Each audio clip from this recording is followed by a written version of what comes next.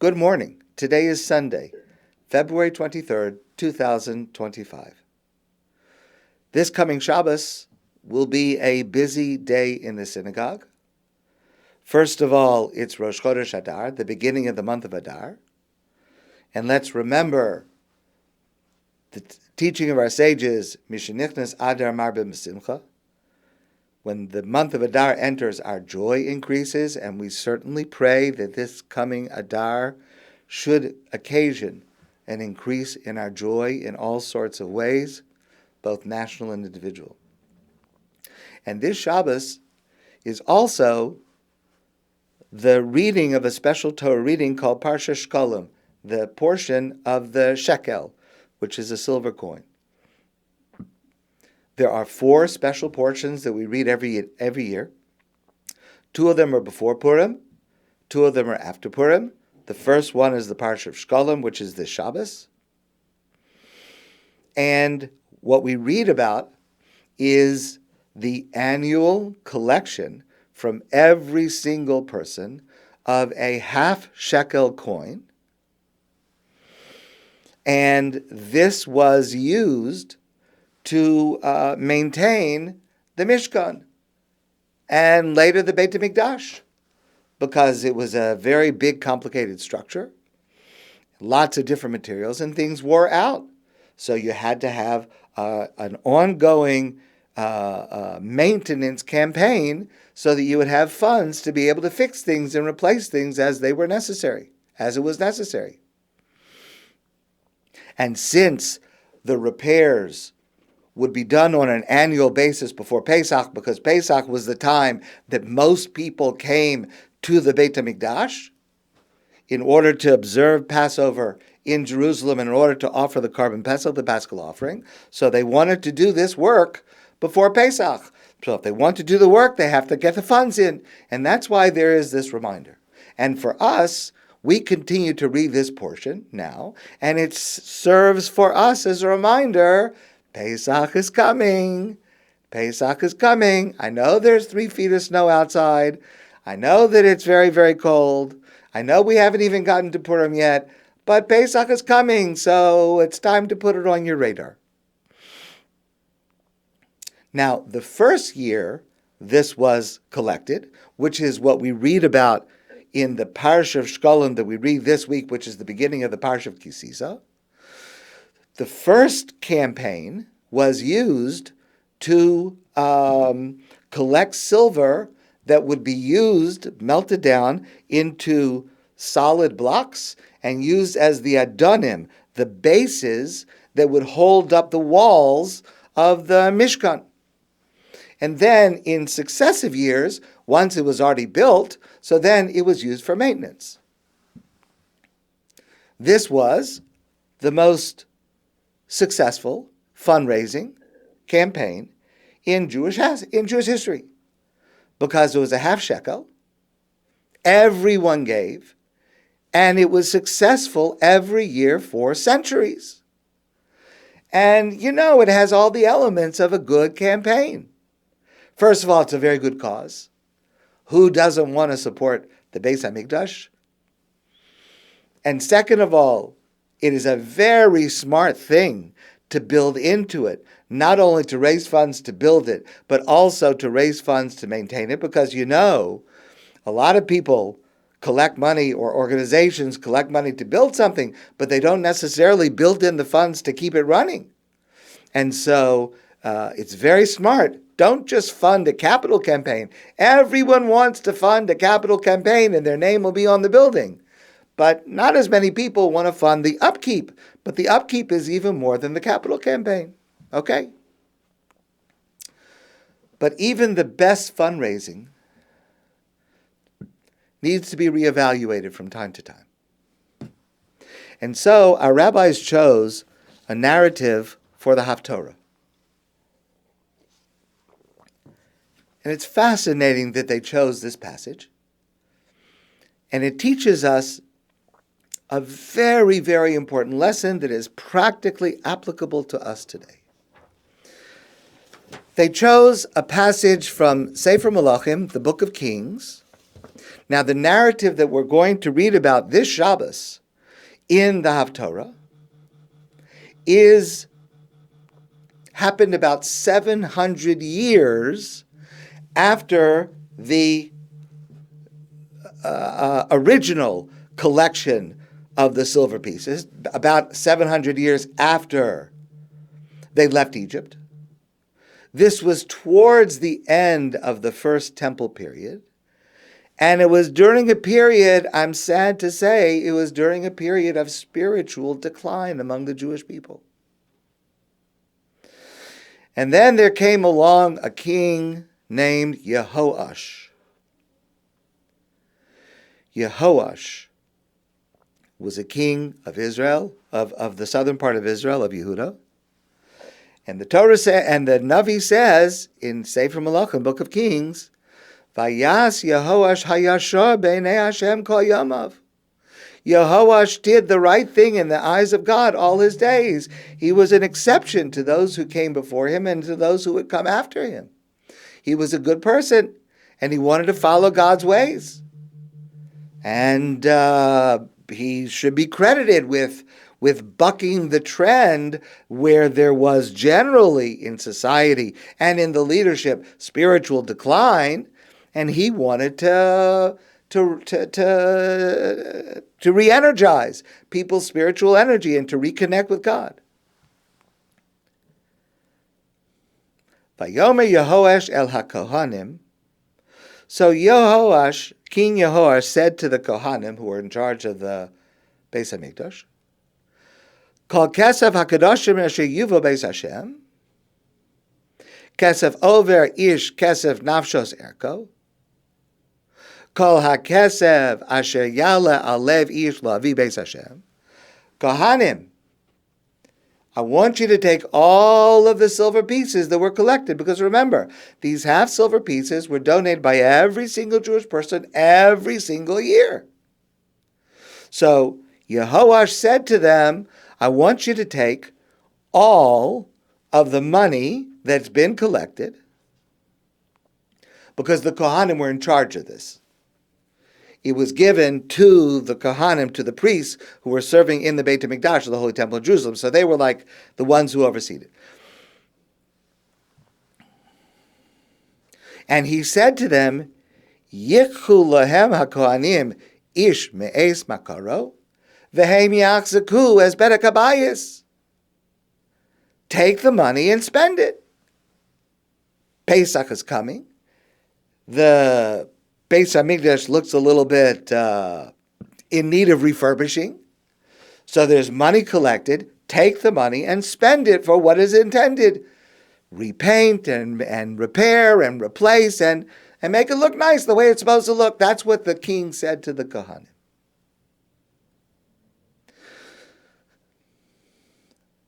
Vayi b'shnas esrim v'shalosh shana lemelech Yehoash, and it was in the 23rd year of King Yehoash, Lo chizku haKohanim es bedek habayis. The Kohanim did not do any work to maintain the Beis Hamikdash. You know, it's frustrating. You want to do the right thing. You're the king.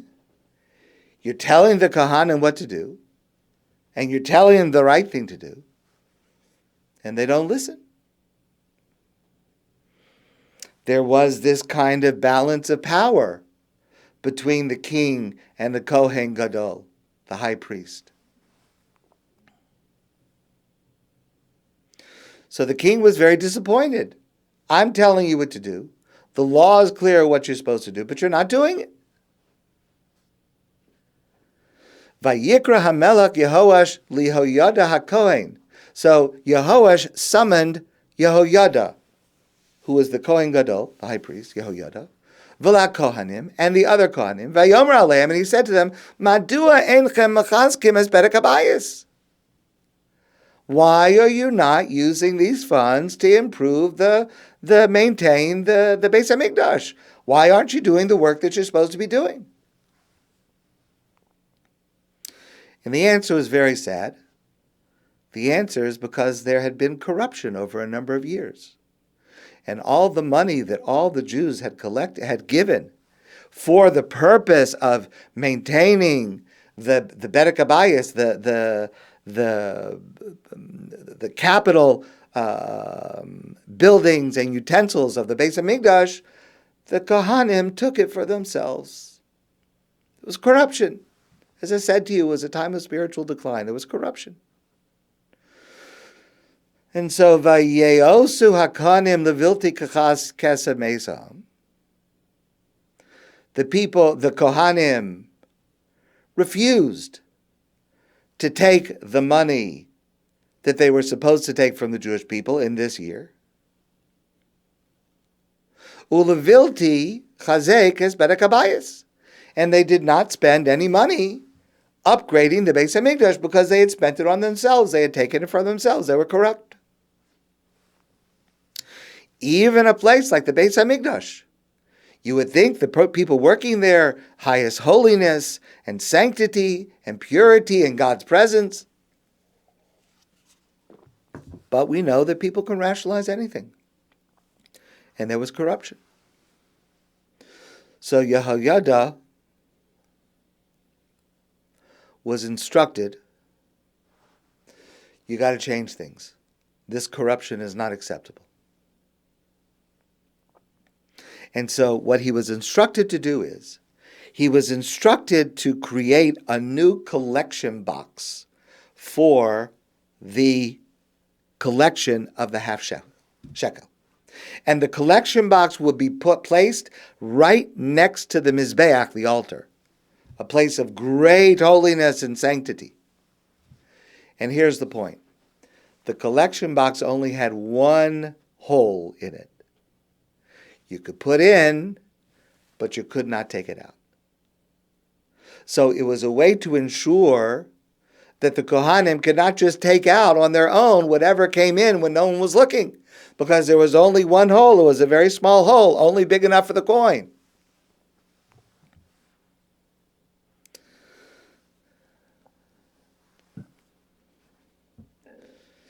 And Vayihi Kirosam, so they made this new system.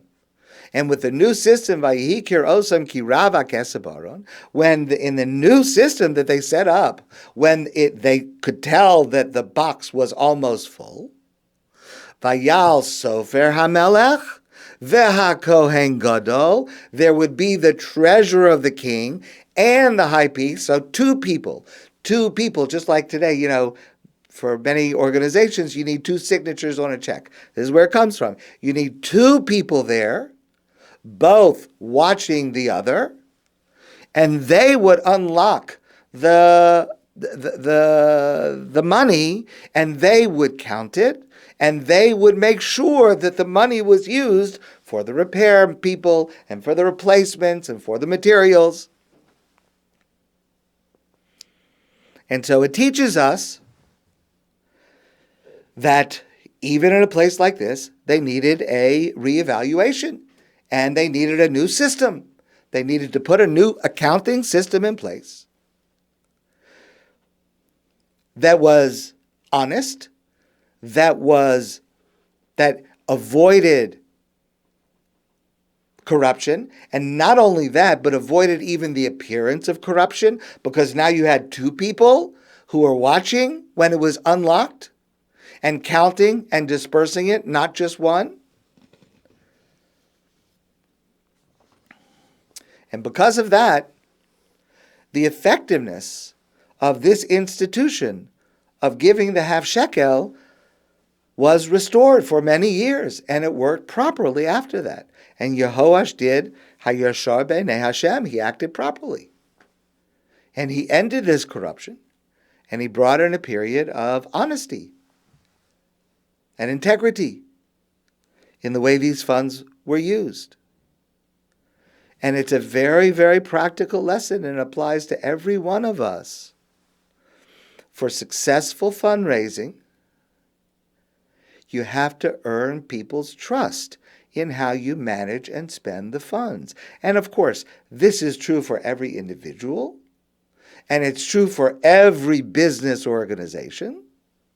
But I'm referring now to Jewish organizations, Jewish charitable organizations. Because sometimes there's an attitude, well, we're a synagogue, we're a Jewish school, we're religious. Of course people trust us. No. No. The fact is, listen to me carefully, Jewish organizations, people in general do not trust you. Because there are too many incidents of corruption and misdoing. And the fact is, a religious organization has a higher level of standard of behavior than any other organization, because you represent God, you represent Judaism. The sin of the misuse of funds for a Jewish organization is worse than for a secular organization, because you think you can rationalize it by saying, well, we're doing holy work, but you're doing holy work via a sin. That's not holy. That's despicable. Rabbi Yisrael Salanter was a great scholar in the late 1800s. And he traveled around and he would speak and he would teach ethical lessons. And he also traveled to get donations to support the poor people he was supporting and the yeshiva that he was leading. Rabbi Yisrael Salanter, I heard this story from Rabbi Pam. Rabbi Yisrael Salanter once came to visit a wealthy man. And while they were talking, there was a large sum of money sitting on the man's desk. Now, during the meeting, and again, Rabbi Yisrael Salanter was one of the most respected, honest, people of integrity in his time. During the meeting, they were interrupted, and the man was called away to attend to something else in the house, in another room in the house. When the man came back, of course, the money was still on the table. Rabbi Yisrael Salanter would never touch the money that wasn't his. But Rabbi Yisrael was not there. He wasn't in the room. And so the man started looking for him. Rabbi Salanter, where are you? Went through room and room. Where are you? And finally he sees that Rabbi Yisrael Salanter is standing outside. Outside.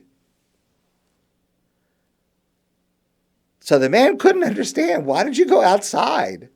I said I'd be a minute. I had to take care of something in another room. Why did you go outside? So Rabbi Yisrael Salanter said to him, was there money sitting on your desk when you left the room? The man said, yes, but certainly you are trustworthy. I trust you with it. There's no question in my mind. So Rabbi Yisrael said, just as it is prohibited for a man and a woman who are not married to each other to be alone in a room, because they may be tempted to do something that is immoral, so too it is prohibited for a person to be alone with money that does not belong to them. Because even the greatest person can be tempted. And so when you left the room, I had to leave the house and wait outside. And what you see from this is that it's not enough to be without deceit, but it's also necessary to be without the appearance of deceit. And that's the message that we learn from our Haftorah this Shabbos. I am proud to say that this is what we strive for at ADATH, and this is what every Jewish organization should strive for. In this Shabbos, when we read Parshas Shkolim, and we read the Haftorah, we should all be reminded to uphold not only honesty, but the appearance of honesty in everything we do. My friends, I wish you a great day, and I look forward to seeing you soon in person.